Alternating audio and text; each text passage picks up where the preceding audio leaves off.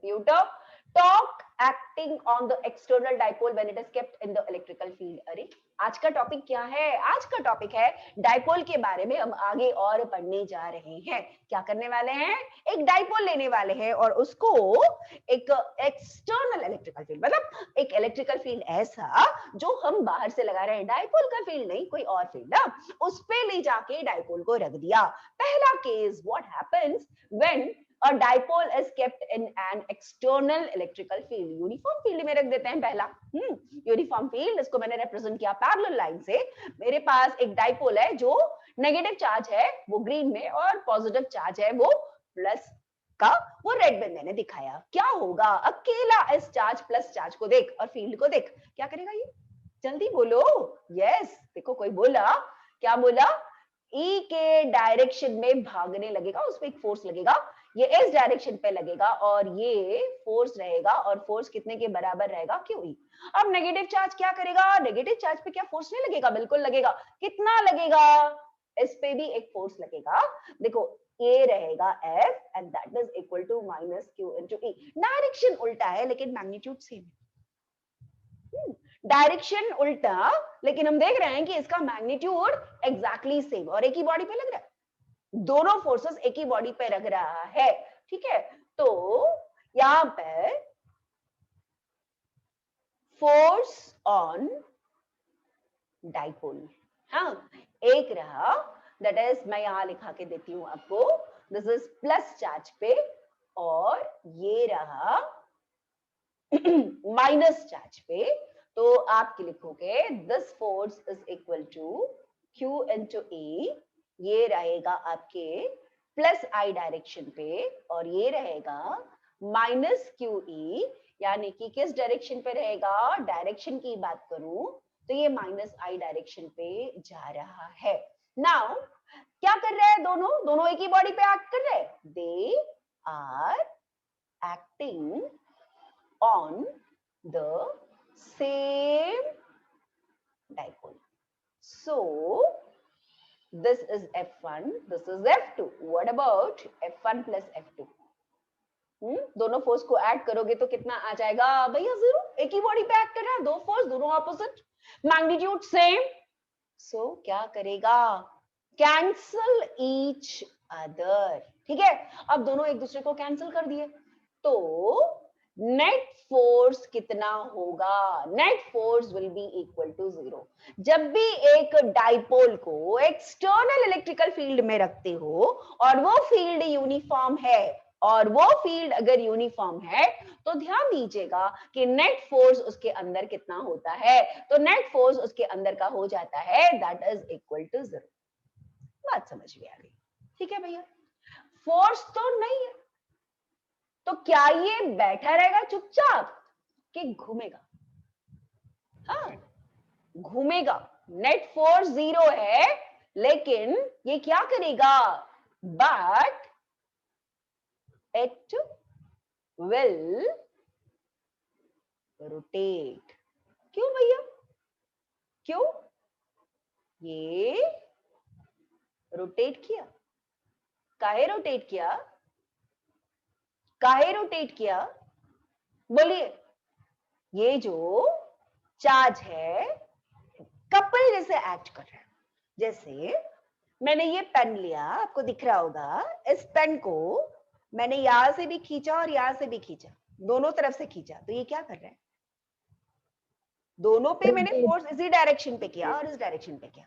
तो देखो दोनों डायरेक्शन पे किया. आपको दिख रहा है? पास में लेके आऊं?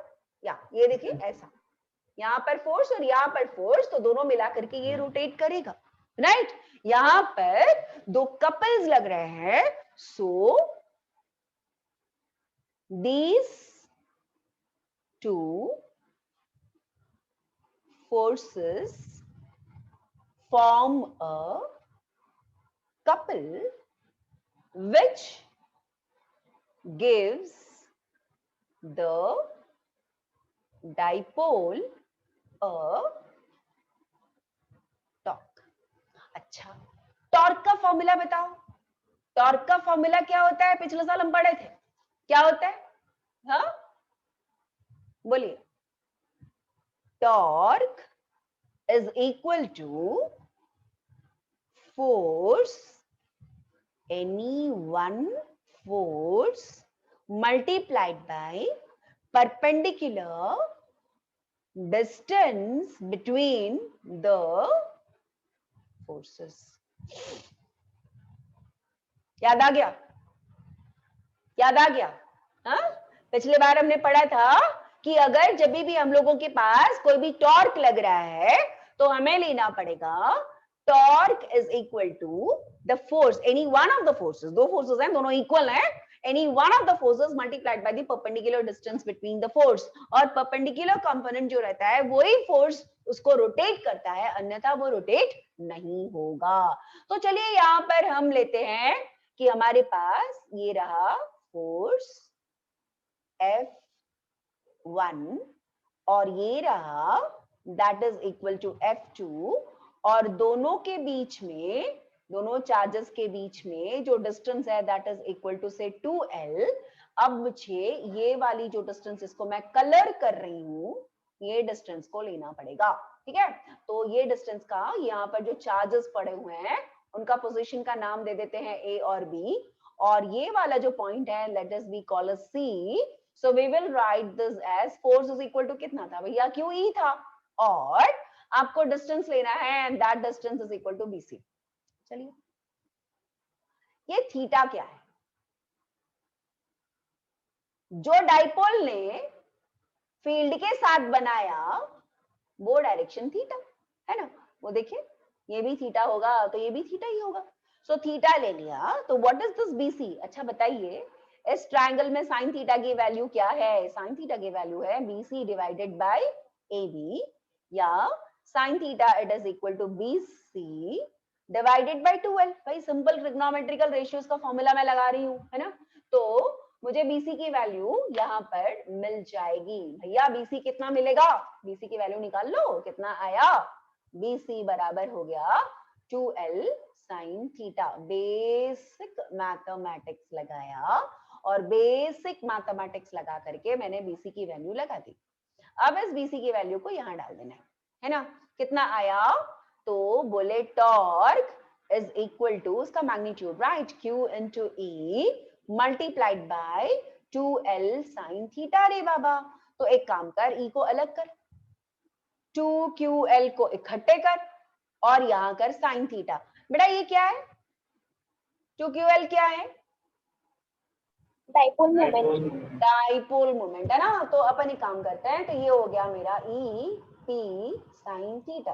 तो कोई नहीं, यहाँ टॉर्क की वैल्यू लिख दो, यहाँ बोल दो that is equal to PE sine theta. अरे मैग्नीट्यूड है रे बाबा, मैग्नीट्यूड से क्या ही होगा? डायरेक्शन कौन बताएगा? डायरेक्शन चाहिए कि नहीं चाहिए? टॉर्क है, टॉर्क घूम रहा है, हाँ? दो वेक्टर क्वांटिटी को लेके बन रहा है, हाँ, मेरा P एक वेक्टर है, E एक वेक्टर है, PE साइन थीटा। देखो एक्चुअली क्या है ये, E का modulus multiplied by sine theta. Vector multiplication याद आया होगा आपको? वेक्टर मल्टीप्लिकेशन याद आ गया होगा इसको। देखो पहले मैं टॉर्क का फॉर्मूला एक बार ऐसा लिख लेती हूँ। टॉर्क का अगर मेरे को सिर्फ मैग्नीट्यूड लेना है तो that is equal to P का मैग्नीट्यूड, E का मैग्नीट्यूड और P और E के बीच का जो साइन थीटा है दैट इज उसका एंगल का साइन थीटा मुझे लेना पड़ेगा। ये कुछ बताया अरे बाबा? अगर मैं इसको वेक्टर फॉर्म में लिखूं तो कैसे लिखूं? डायरेक्शन निकालने के लिए तो मुझे वेक्टर फॉर्म चाहिए ना। तो वेक्टर फॉर्म को लिखना है तो टॉर्क जो होगा P sine theta, A B sine theta क्या होता है बेटा? A cross B। याद आ गया? Yes, ma'am. या अपन लिखते थे ना A cross B it is equal to modulus of A into modulus of B into sine theta into n, क्या लिखते थे, है ना। तो ये उसी फॉर्मेट में है, तो क्यों ना हम इसको लिखें P क्रॉस E। अच्छा एक बात और बता दीजिएगा, इतना बता दिए हो तो what is if C is equal to A vector cross B vector, इसका मतलब क्या होता है कि vector C is perpendicular to A, vector C is also perpendicular to vector B। मालूम है ना, ये वाली सारी चीजें हमने वेक्टर्स के कोर्स में पढ़ा था, ठीक है, जिसको याद नहीं है वो आप लोग अपना टाइम सेट कर लेंगे, सारे लोग ग्रुप में अपना बात कर लीजिएगा, देखो, और उसके बाद मुझे बता दीजिएगा कि वेक्टर की और जो क्लासेस लेनी है वो मैं पूरी आपको ले लूंगी, है ना। That should request should come from your end, I will take the class, okay. Now torque is equal to p cross e हो गया, तो इसका मतलब क्या निकला, डायरेक्शन क्या होगा टॉक का, हाँ, डायरेक्शन क्या होगा रे बच्चा, डायरेक्शन ऑफ टॉर्क, है ना। तो डायरेक्शन ऑफ द टॉर्क जो होगा, it is given by what rule, it is given by right hand screw rule से आप दे दोगे और बताओगे कि टॉर्क जो होगा वो डाइपोल मोमेंट के भी परपेंडिकुलर होगा, टॉर्क जो होगा वो इलेक्ट्रिकल फील्ड के भी परपेंडिकुलर होगा, 3 डायमेंशंस में जाना होगा, ठीक है, आगे बात समझ में, okay. Now when will be it in the stable equilibrium and when will be it in the unstable equilibrium, अरे ये stable equilibrium क्या है, unstable equilibrium क्या है, बोलो तो। स्टेबल इक्विलिब्रियम और अनस्टेबल इक्विलिब्रियम से क्या समझते हो, मारुति वैन देखे हो, वैन वो जिसमें मतलब जो हमारा क्या बोलते हैं वो सीआईडी वगैरह में जो किडनैपिंग होता है ना, वो वाला, उस वैन को बहुत ही मजेदार वैन है वो, हल्का फुल्का 1-1.5 लाख रुपए की गाड़ी, सेकेंड हैंड वाली, किडनैपिंग वैन, हाँ बिल्कुल बिल्कुल किडनैपिंग वैन, राइट। वो जर्रेले दरवाजा खुलता है और उसके अंदर बच्चा को डाल देते हैं और बच्चे को लेके चले जाते हैं, किडनैप हो गया बच्चा, ठीक है। तो वो जो वैन है हमारी, वो वैन की खास बात क्या है, 4 चक्के गुड़िया जैसे लगे रहते हैं, उसका बदन इतना बड़ा, हाँ, थोड़ा सा धक्का मारा कि डुकुल होता है कि नहीं होता है,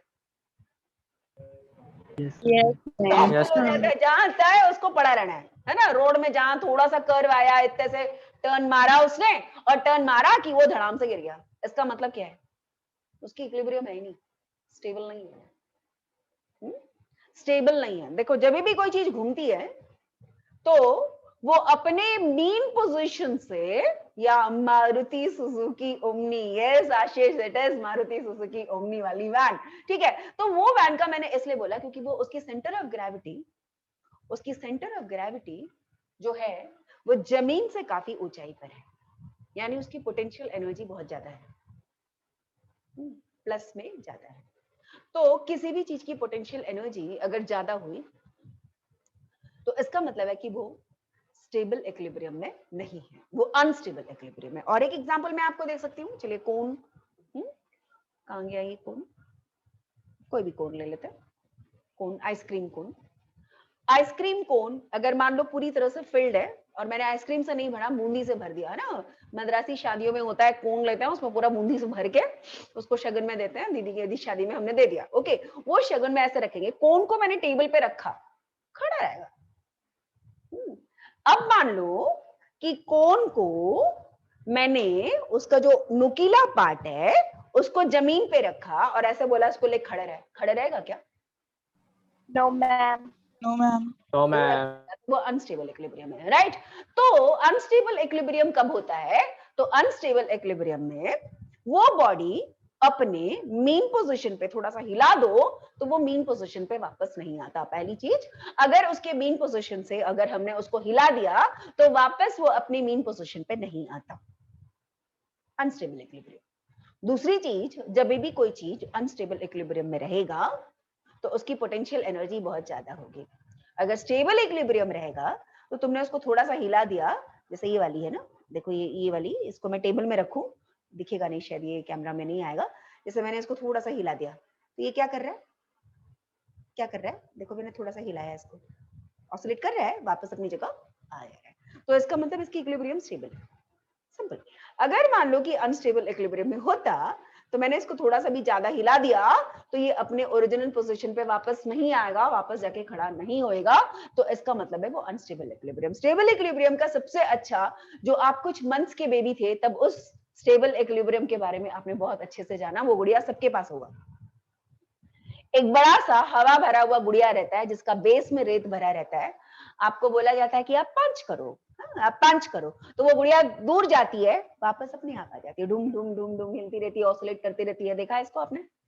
छोटे भाई बहनों के पास बहुत मच मारा है। खेला होगा, उसका खास बात क्या होता है, आपने उसकी इक्विलिब्रियम से हटा दिया लेकिन वो वापस अपने इक्विलिब्रियम में अपने आप आ जाता है, वो बिल्कुल स्टेबल इक्विलिब्रियम है। कारण बताओ, उसका सारा भार कहाँ है?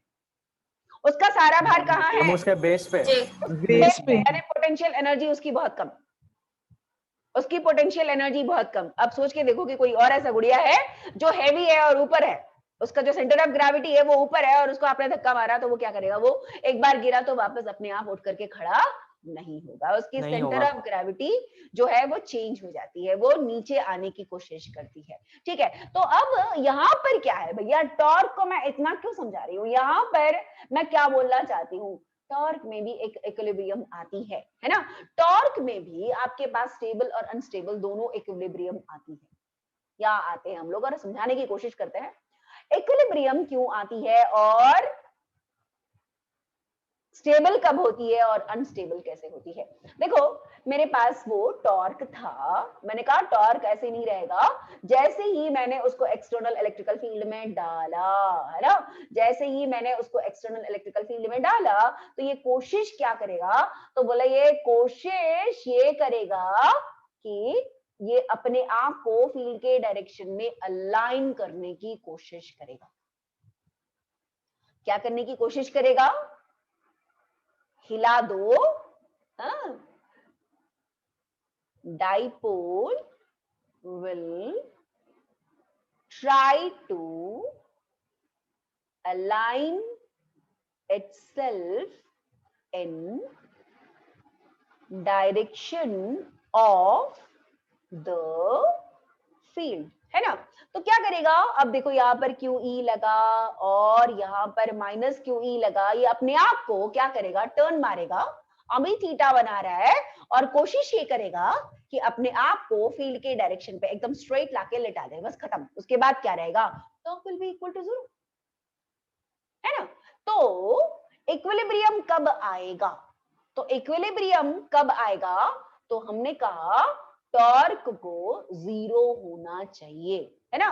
तो जब वो अलाइन कर ले, इक्विलिब्रियम अगर उसके पास आ जाए तो टॉर्क को 0 होना चाहिए। टॉर्क 0 कब हो सकता है? टॉर्क का फॉर्मूला बोलो।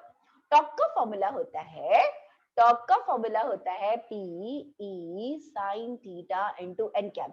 P हमारा 0 नहीं है, इलेक्ट्रिकल फील्ड 0 नहीं है, तो इकलौता चीज जो मैं कर सकती हूँ जिसको 0 बनाने के लिए, यानी sin थीटा को मुझे 0 करना पड़ेगा, इसकी वैल्यू इक्वल टू 0 करना पड़ेगा। तो sin थीटा 0 कब हो सकती है? जब थीटा 0 डिग्री हो या जब थीटा 180 डिग्रीज हो, है ना। दोनों ही केसेस में मेरे पास टॉर्क 0 होने की संभावना है। समझ में आया सबको? टॉर्क 0 हो सकता है, कौन कौन से दो कंडीशंस हो गए? टॉर्क 2 कंडीशन पे होगा 0, यानी मेरे पास जो डाइपोल जो PE है, P मतलब जो डाइपोल मोमेंट है वो तो 0 हो ही नहीं भाई, डाइपोल है, डाइपोल मोमेंट होगा, ठीक है। मैंने इसको एक्सटर्नल फील्ड पे रखा तो एक्सटर्नल फील्ड का 0 होने लगा, तो एक्सटर्नल फील्ड भी 0 नहीं है, तो संभावना एक ही है कि मुझे टॉर्क को 0 करना है तो इक्विलिब्रियम में आएगा, मतलब रोटेट करना बंद कर दे। अब रोटेट करना बंद कर दे, अगर वो रोटेट करना बंद कर देगा तो बोलेगा कि भैया यस यस मैं इक्विलिब्रियम में हूं, आ गया मैं फील्ड के डायरेक्शन पे, अब नहीं हिलूंगा, तो इसका मतलब है कि वो इक्विलिब्रियम में आ गया। आ गई बात समझ में? आ गया बात? Yes, Yes, ma'am. This particular ये जो बात आ रही है मेरे पास, तो इक्विलिब्रियम मेरे पास जब थीटा रहेगा तो आपके पास में स्टेबल इक्विलिब्रियम आएगा जब theta is equal to 0 degree होगा, और अनस्टेबल इक्विलिब्रियम होगा जब theta is equal to 180 degrees होगा।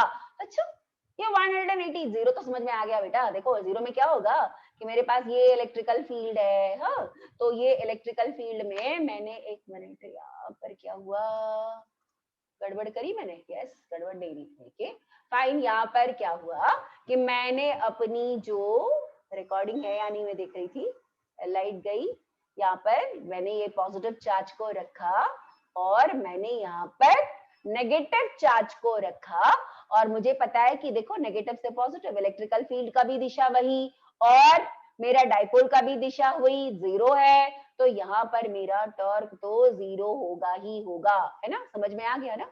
अब मान लो कि मेरे पास एक ऐसा फील्ड है जिसमें मैंने इसको उल्टा रखा मतलब इलेक्ट्रिकल फील्ड का डायरेक्शन जिस भी डायरेक्शन पे होगा, मैंने जो डाइपोल को उसके ठीक उल्टे डायरेक्शन पे बिठा दिया है। यानी अब बताइए डाइपोल का डायरेक्शन क्या होगा? डाइपोल का डायरेक्शन होगा इस डायरेक्शन पे, यानी ये पी का डायरेक्शन है और ये ई का डायरेक्शन है, तो दोनों के बीच में एंगल कितना आ गया? 180। दोनों के बीच में डायरेक्शन कितना आ गया? तो बोले 180। ठीक है, ओके। तो अभी रुक जाओ बेटा, मैं बता रही हूँ आपको, दयानंद आपका डाउट बता रही हूँ। तो ये जो देखिए आपका यहाँ पर है कि फील्ड दोनों का रहेगा, ठीक है। तो यहाँ पर पोटेंशियल एनर्जी जो होगा वो मिनिमम होगा और यहाँ पर पोटेंशियल एनर्जी रहेगा वो मैक्सिमम होगा। अब ऐसा क्यों कि इसको स्टेबल इक्विलिब्रियम और इसको अनस्टेबल इक्विलिब्रियम क्यों बोल रहे हैं? इस पर्टिकुलर डाइपोल को थोड़ा सा हिला दो, थोड़ा सा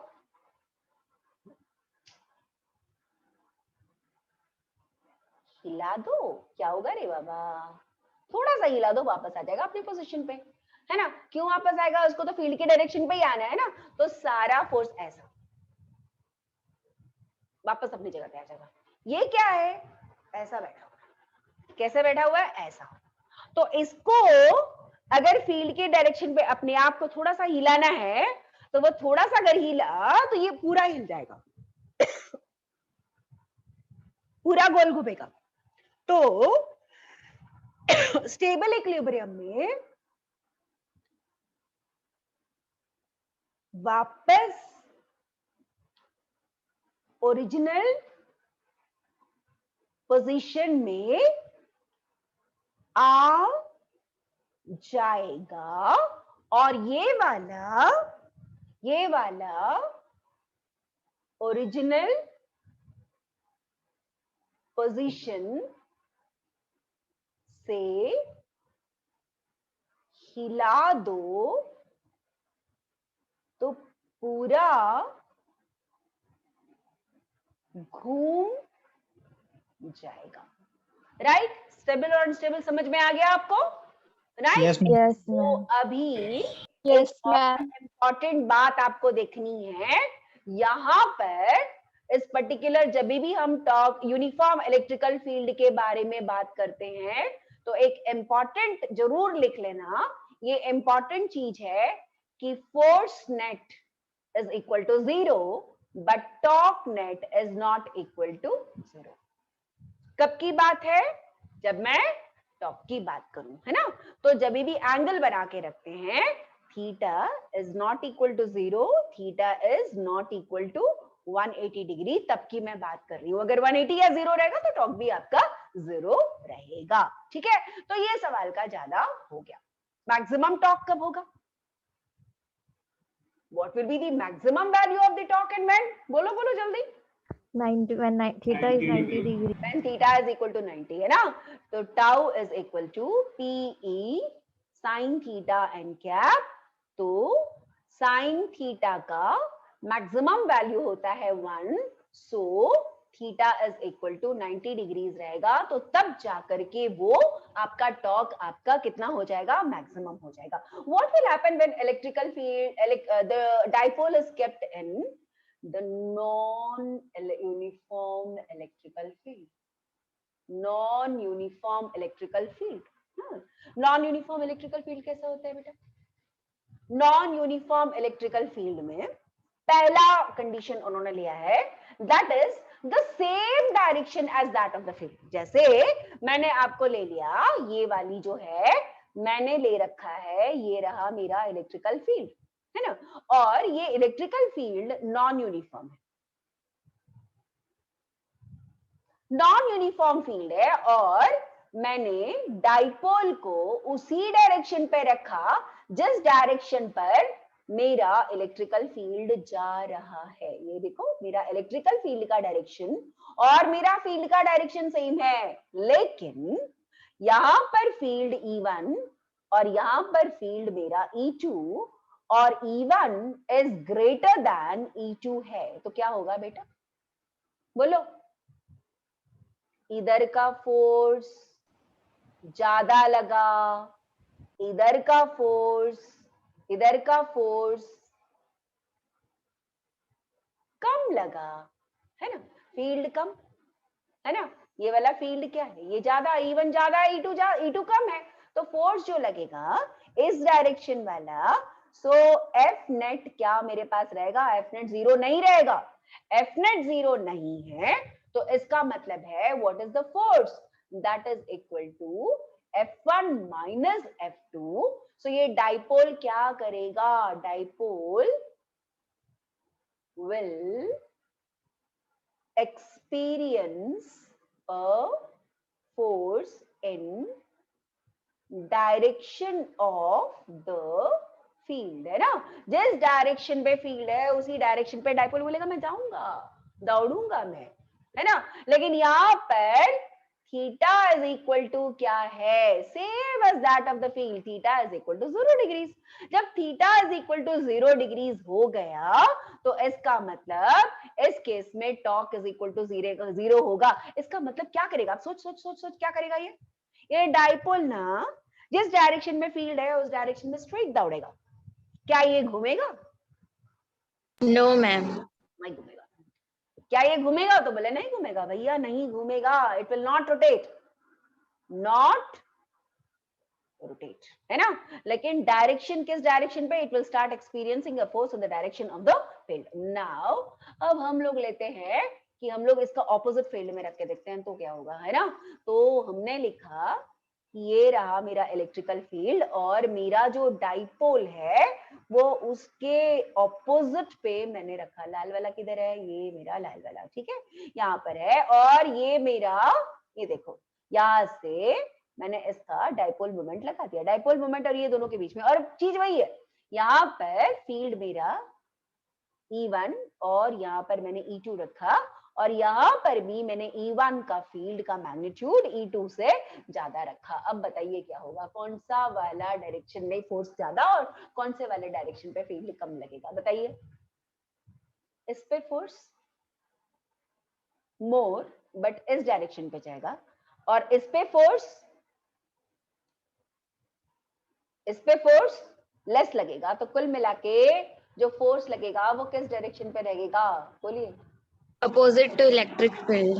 या F net is opposite to the electrical field, वो जाएगा। आ गई बात समझ में सबको? Yes, ma'am. यस। तो लेकिन अब ये मजेदार बात है, अब मैं आती हूं इस बात पे कि क्या होगा अगर मेरा जो डाइपोल फील्ड है ना, ये वाली, अगर कुछ एक तो नॉन यूनिफॉर्म है ना, और ये बोला पहला तो मैंने नॉन यूनिफॉर्म फील्ड में रखा। क्या किया? इसको उठा के मैंने इसको नॉन यूनिफॉर्म में ले लिया and also eight an angle. ये बड़ा मजेदार केस है। दैट मींस एक तो फील्ड को तुम नॉन यूनिफॉर्म बना दो। नॉन यूनिफॉर्म का मतलब पता है तेरे को? ये देखिए ऐसा बनेगा, बढ़ते जा रहा है, फील्ड उसी दिशा में है लेकिन डायरेक्शन उसकी बढ़ती जा रही है। अब ऐसे फील्ड में मैंने उठा के मेरा एक डाइपोल को रख दिया। हाँ भाई, डाइपोल लाल वाला रंग, ये आ गया मेरा लाल रंग, और मेरा डाइपोल यहाँ से यहाँ तक का आ गया।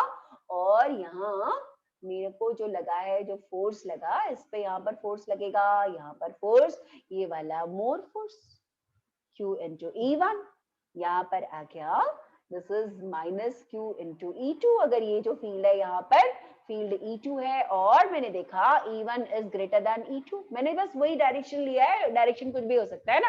अब ऊपर से यहाँ पर थीटा, तो E1 is greater than E2, इसका मतलब है कि F net is not equal to 0 and theta is not equal to 0, theta is not equal to 180। इसका मतलब है कि net torque is also not 0। इसका मतलब क्या करेगा ये डाइपोल? क्या करेगा पता है? क्या करेगा? दिवाली में कितने लोग तितली जलाए रे? तितली पटाखा कितने लोग जलाए?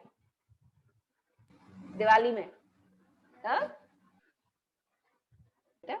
It will rotate because of torque and move forward also like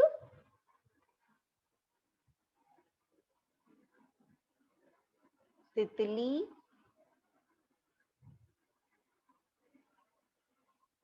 पटाखा। ठीक है, क्या करेगा?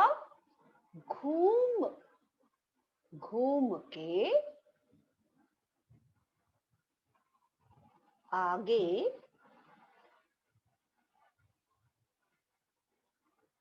जाएगा। आ गया समझ में आपको? एंगल बना के जाएगा तो उस पे फोर्स भी लगा, टॉर्क भी बना, सामने भी जाएगा और साथ में रोटेट करके भी जाएगा। आ गया?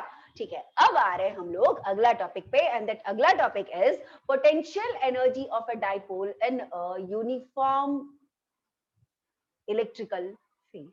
Now, what do you understand by the potential energy?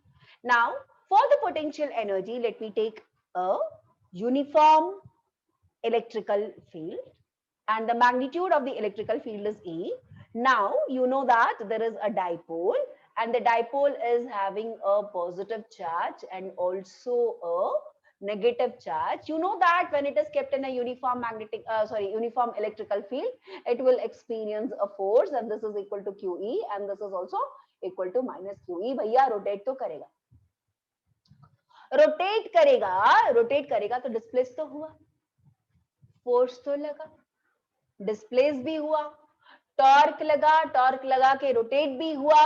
So what is the work done? छोटे से रोटेशन अगर हुआ तो छोटे से रोटेशन के लिए it is torque into D theta, छोटा सा वर्क डन। फॉर्मूला मालूम है ना अपन इसको? फॉर्मूला मालूम है? अच्छा, what is work done? Work done is equal to, हमने बोला अगर लीनियर मोशन होगा तो it is force into displacement, है ना? ये लीनियर मोशन के लिए। अगर यही चीज रोटेशनल के लिए लेते हैं तो फोर्स के बदले हम टॉर्क लेते हैं और डिस्प्लेसमेंट की जगह हम लोग लिखते हैं that is the angular displacement. छोटा सा वर्क डन, जब एंगल थोड़ा सा मुड़ता है तो छोटे से एंगल को हमने डी थीटा लिया, तो आपके पास what is the value of torque? Torque is equal to p e sine theta d theta. अब करो इंटीग्रेट किया तो dw it is equal to PE sine theta into d theta. जब मेरी एंगल चेंज होती है, थीटा 1 में थी से उठ करके थीटा 2 में चली जाती है, तो जिसको इंटीग्रेशन आती है अच्छी बात है, जिसको इंटीग्रेशन नहीं आता है मेरी बात को ध्यान से सुनेंगे और उसके बाद इंटीग्रेशन की क्लासेस को अटेंड करेंगे। ठीक है, ओके। तो अब मुझे ये करना है कि मुझे पता है dw का इंटीग्रेशन क्या होता है। dw का इंटीग्रेशन होता है w, ठीक है, क्योंकि मैं यहाँ लिख देती हूँ dx का इंटीग्रेशन होता है that is 1 into dx and that is equal to x। ठीक है, ओके। अब मैंने लिखा कि p is a constant, constant बाहर आ जाएगा, e is a constant, that is also बाहर आ जाएगा, और यहाँ पर आया sin थीटा d थीटा, और इंटीग्रेशन ऑफ sin थीटा होता है माइनस कॉस थीटा। ठीक है, तो आपके पास आ गया माइनस पीई, और साइन थीटा का जो इंटीग्रेशन होता है वो पहले एंगल थीटा 1 था, उसके बाद थीटा 2 हो गया, है ना? वो कैसे, वो बताती हूँ आपको। पहले इसने एंगल थीटा 1 बनाया था फील्ड के साथ, है ना? अब क्या हो गया, उसने अभी उसी डायरेक्शन पे है, लेकिन अब उसने एंगल थीटा 2 बना दिया, मतलब एंगल थीटा 1 से थीटा 2 हो गया। तो ये क्या हो गया, मेरा cos थीटा, और एंगल जो चेंज होना है वो थीटा 1 से थीटा 2 पे जाना है, तो दैट इज माइनस पीई, और ये हो गया cos theta 2 minus cos theta 1, और ब्रैकेट मेरा क्लोज। ठीक है, ये है फॉर्मूला मेरा वर्क डन का। अगर मान लो कि मैंने यूनिफॉर्म इलेक्ट्रिकल फील्ड में डाइपोल को रखा और डाइपोल घुमा, तो घुमा तो वर्क किया, घुमा तो वर्क किया, और वर्क किया तो वर्क जाएगा कहाँ? वो सिस्टम में स्टोर हो जाएगा in the form of a potential energy. तो या पोटेंशियल एनर्जी बन जाएगा। This work is stored in form of potential energy. है ना, पूरा लिख देती हूँ, नहीं तो ये पीई और ये पीई से कंफ्यूजन होगा। This is potential energy. ये पी क्या है, डाइपोल मोमेंट, ये क्या है, इलेक्ट्रिकल फील्ड। अच्छा, अब मान लीजिएगा when it is making an angle with the field and now it has to align with the field। देखिए शुरू में वो डाइपोल ने क्या किया, एक ऐसा ऐसे ही लगा रही ना, अब लाल पीला नहीं लगा रही, ये पहले इलेक्ट्रिकल फील्ड थीटा के साथ थीटा बना रहा था, ये वाला प्लस चार्ज और ये वाला मेरा माइनस चार्ज, इसने पहले एंगल थीटा बनाया और इसके बाद क्या कर रहा है, ये इलेक्ट्रिकल फील्ड के दिशा में अपने आप को अलाइन कर ले रहा है, ये वाला प्लस चार्ज और ये वाला माइनस चार्ज। यानी पहले थीटा 1 था थीटा और थीटा 2 जो हो गया वो है 0 डिग्री। तो अब इस केस में what will be the value of the potential energy, तो इस केस में आपकी जो पोटेंशियल एनर्जी होगी या वर्क डन होगा, तो this will be equal to कितना हो जाएगा, this work done which is equal to potential energy के फॉर्म पे अगर हम लोग जाएंगे तो that is equal to minus P into E into पहले cos थीटा 2, यानी cos थीटा 2 कितना हो जाएगा 0, cos थीटा 2 कितना हो जाएगा 0 माइनस बोलो cos थीटा, तो ये क्या हो जाएगा minus PE cos 0 is equal to 1 minus cos theta. This is the formula for the work done. Got this? This is the formula for the work done. Okay, अब आते हैं हम लोग, अगर मान लो कि इनिशियली theta 1 मेरा 90 when initially the and then it needs to align with the field।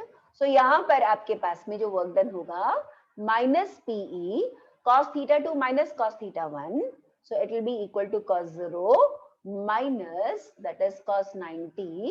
तो cos 90 कितना हो गया, cos 90 is 0, so that is equal to minus PE, है ना, तो minus P into E हो जाएगा। so cos 0 कितना होता है, cos 0 is equal to 1, है ना, तो ये minus P into E होगा। so अगर मैंने पूछा कि पोटेंशियल एनर्जी स्टोर्ड, तो इसका वैल्यू कितना होता है, minus P dot that is E। Potential energy stored that is equal to minus P dot E के फॉर्मूला में होता है। Right, now let us revise फटाफट, क्या क्या पढ़े हमने आज, क्या क्या पढ़े अपने आज,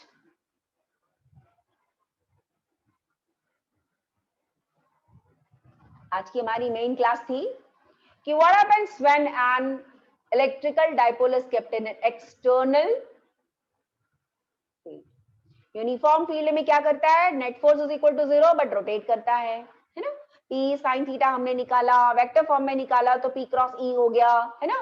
तो टॉर्क का डायरेक्शन क्या होगा, तो डाइपोल मोमेंट और इलेक्ट्रिकल फील्ड दोनों के परपेंडिकुलर डायरेक्शन पे होगा। फिर उसके बाद हमने पढ़ा स्टेबल और अनस्टेबल इक्विलिब्रियम क्या होता है, ये हमने देखा। दूसरा, टॉर्क कब मैक्सिमम होगा, है ना, मैक्सिमम होगा जब थीटा इज इक्वल टू 90। जब नॉन यूनिफॉर्म इलेक्ट्रिकल फील्ड में रखा तो क्या होगा, तो नॉन यूनिफॉर्म इलेक्ट्रिकल फील्ड में अगर फील्ड के डायरेक्शन पे रखा, तो अगर वो फील्ड के डायरेक्शन पे ही डाइपोल को रखा तो इसका मतलब वो दौड़ने लगेगा फील्ड की दिशा में। अगर मान लो कि नॉन यूनिफॉर्म फील्ड में रखा लेकिन उल्टा डायरेक्शन पे लगा तो वो उल्टा भागने लगेगा, है ना। एंगल बना करके रखा तो इसके ऊपर में दो चीज लग जाती है, वो घूमेगा और आगे भी बढ़ेगा, ठीक है। उसके बाद हमने लास्ट में देखा पोटेंशियल एनर्जी कितना होता है, तो हमने पोटेंशियल एनर्जी का फाइनल फॉर्मूला लिया, दैट इज पहले तो वर्क डन का निकाला, उसके बाद में हमने पोटेंशियल एनर्जी का निकाला, P dot E को निकाल लिया। So this was all about this today's class and actually I wanted to do the questions also, we will do it in the next class, okay।